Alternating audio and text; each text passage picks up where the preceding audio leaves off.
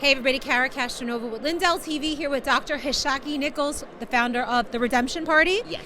And we're here in Washington, D.C. talking about Black History Month and what the Trump administration has done for the Black community. And you were here to celebrate yesterday. The president had an event. So let's start off with talking about the Black community and what you think President Trump has done. Yes, I think he's done a good job so far. I know a lot of people are complaining because they haven't seen enough movement, but I really think the reprise of his 10-point plan will get us back on track. He still is looking into the opportunity zones, and he really wants to do a good job for the Black community. So I don't want people out there to get discouraged. There's a lot to do. I'm just saying, it's a mess. He's cleaned it up the best he can, but he really needs to know what we need, and I really think that 10-point plan is the best place to start. What was a 10-point plan? So a lot of his 10-point plan really focused on opportunity zones, number one, regulations in business, and open opportunities for business licensing and business funding. Because a lot of times people are like, well, I just want the money, but you can't build generational wealth with just money. You have to have a business in order to continue that wealth and to pass it down. So I really think just opening up more opportunities instead of people having to have like $10 million to get in. And you're saying, okay, you have a business concept, let's get you the money to put behind you to get you there. That will really help the Black community, because that's really the sticking point, is the regulations and the funding. So President Trump seemed really comfortable when he was doing that speech in front of that room, and there was so many viral moments that came out of there. And President Trump also had the most support from the Black community, I think, for a Republican president in history. Yes.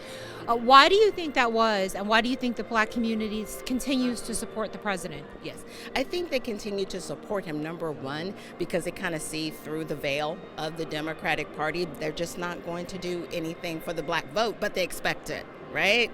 And it's kind of unfortunate because the Republican Party, they really don't know what the Black community wants or needs, and we really need to better messaging to communicate that, and he really wants to do a good job for us. So you're from Georgia? Yes. Okay. And Georgia, as we both know, is a little bit shady when it comes to elections. They're infamous, so let's put it that way.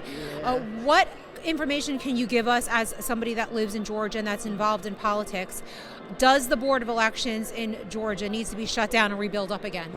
I think they're doing okay, right? Because there's a difference. Now, there's Fulton County. All right, let's start it with Fulton County. The Fulton County Board of Elections. Yes. What about Fulton County? Okay, so the sad part about Fulton County, they still have not put 2 Republicans on that particular board.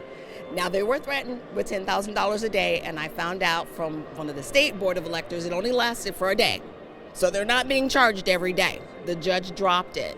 And so because there's no pressure for them to actually put any Republicans on there, and their whole sticky point is, you're election denier, so we're not going to put you on. I'm like, what are you doing? Right. What are you doing? You guys are always the ones talking about fairness and democracy and all these things, and yet you can't even put 2 reasonable Republicans on your board to have it be fair. It's really sad. It's really sad what's happening. Is there hope for Fulton County? What do you think they have to do to actually get it together where people actually trust that their vote counts in Fulton County, Georgia? Well, I think the FBI investigation is going to be very telling. I think a lot of people are going to be relieved of duty once that investigation concludes, because there are going to possibly be some, and I'm saying this allegedly, right, because we need the information. I think a lot of people are going to go to jail for what's been done and what did they know when it happened, right? And that's what everybody wants to get to. They just want free and fair elections in Fulton County. But if you are not putting people on the board, why? If you are saying, well, we're not sure, but why did they take our stuff? Why are you afraid of an audit? Right, exactly. Why are you afraid if you have nothing to hide? That's the question a lot of people are asking. So a lot of people are talking about the SAVE Act, which requires voter ID. It requires proof of citizenship to vote.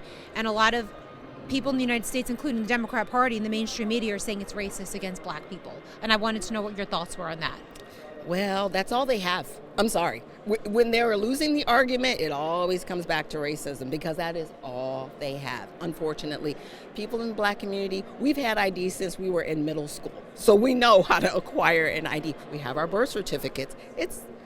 It might be a slow process. It might take 2 weeks to 4 weeks to get a copy, but we know how to get one. We know how to work on the internet. Like, it's very discouraging when you have a party that expects your vote, but at the same time they tell you how unintelligent you are. It's a lot of gaslighting. It's bad. Right, so don't you feel it's almost reverse racism in a way when you're basically telling a group of people that they are not intelligent enough to go out and get ID or ambitious enough to be able to locate a birth certificate? Absolutely. While at the same time, you're upholding individuals in this country that shouldn't be here, who have deportation orders. That's who you're trying to prop up as your new voting base, and we all see it, we all know it, and we all need it to stop. What's your message then to President Trump, who's trying to get the SAVE Act pushed through, but at the same time he's being called racist from every direction? I need to let him know he's not a racist. You have to be involved in an act of racism to be a racist. You're not a racist. Is it an act of racism to ask people to acquire voter ID and proof of citizenship to vote in an American election? No, absolutely not. Absolutely not. We already actually have measures in place. This is just another step that we need because people want to cheat in elections. But now, if you are from another country and you have your birth certificate, you're going to have to show proof of naturalization along with that birth certificate. And I think that's really what they're living in fear of, that a lot of people will not be able to register to vote or vote in any elections the way they assume they could. You mean people that are actually not legals? Right. Do you think a lot of illegals have been voting in elections? Absolutely. Absolutely. And it's discouraging that they have been. So I'm looking forward to the fallout. I just have to say it because it's going to happen, unfortunately. So where could people follow you and learn more about you and the Reform Party? Yes. So you can find the Redemption Party, the USA Redemption Party. The Redemption Party, and that's a great redemption. I love redemption. We've all been redeemed. Yes, at usaredemptionparty.com, and I'm also on Unfiltered Vision News, which airs Monday through Friday, 7 to 9 a.m. on X, Facebook, and YouTube Live. Thank you so much, Doctor. Thank you.